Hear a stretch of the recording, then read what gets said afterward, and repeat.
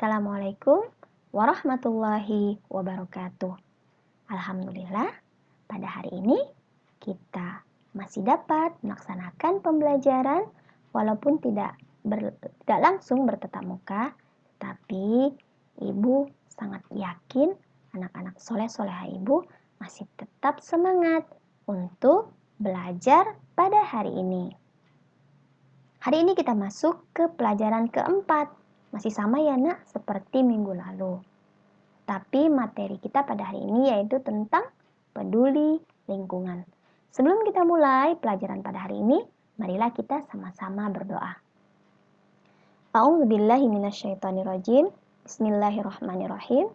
Raditu billahi robba wa bil islami dina wa bi Muhammadin nabiyya wa rasula. Rabbi zidni ilma warzuqni fahma wa amalan salihah. Amin ya rabbal alamin.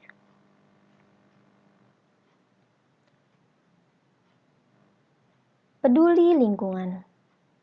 Islam diturunkan Allah Subhanahu wa taala sebagai agama rahmat bagi sekalian alam atau disebut dengan rahmatan lil alamin. Maksudnya, Islam tidak hanya mengajarkan tentang ibadah saja, tapi juga mengajarkan seperti peduli terhadap lingkungan di sekitar kita. Allah Subhanahu wa taala menciptakan segala keindahan di dunia untuk manusia. Contohnya seperti apa? Ya, kita dapat melihat ya contoh.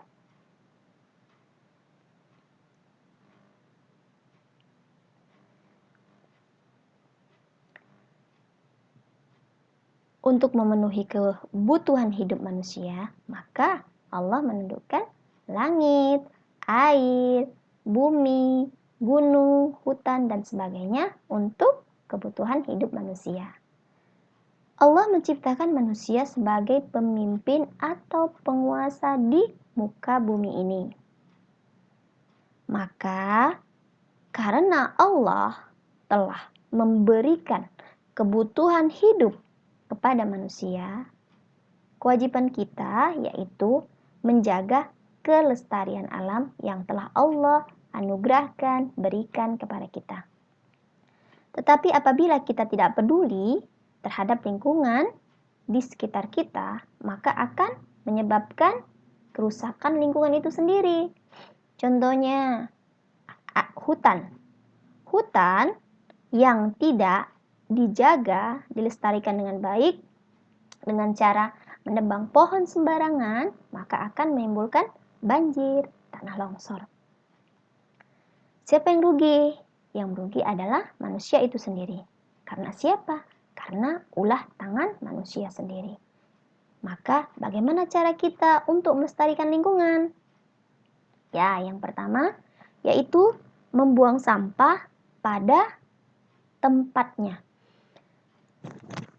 Apabila kita membuang sampah pada tempatnya, maka kita dapat memelihara lingkungan dengan baik.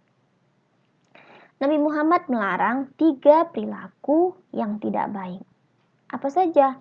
Yang pertama, buang kotoran di sumber air. Kenapa? Apabila kita membuang kotoran di sumber air, maka air yang akan kita gunakan akan menjadi kotor, dan apabila kita memakai air tersebut, kita dapat menyebabkan penyakit, ya, dapat menimbulkan penyakit pada diri kita. Kemudian di pinggir jalan serta di bawah naungan pohon. Selain itu, tidak melakukan pencemaran lingkungan, tidak membuat kotor lingkungan di sekitar kita. Nabi Muhammad juga melarang buang air kecil di tempat air yang tidak mengalir, karena nanti akan menyebabkan mencemari lingkungan di tempat yang kita buang air kecil tadi. Jadi airnya tergenang sehingga kotor, dapat menimbulkan penyakit pada diri kita. Kemudian menjaga kelestarian lingkungan dengan membuka lahan yang mati atau tidak pernah digunakan dengan cara menanamkan tanaman, ya. Kalau kita menanam tanaman yang kita tanami, kemudian hasilnya dapat kita sedekahkan. Kepada siapa? Kita dapat berbagi kepada tetangga, ya. Kemudian selain itu juga dapat bersedekah kepada hewan. Misalkan kita menanam pohon mangga.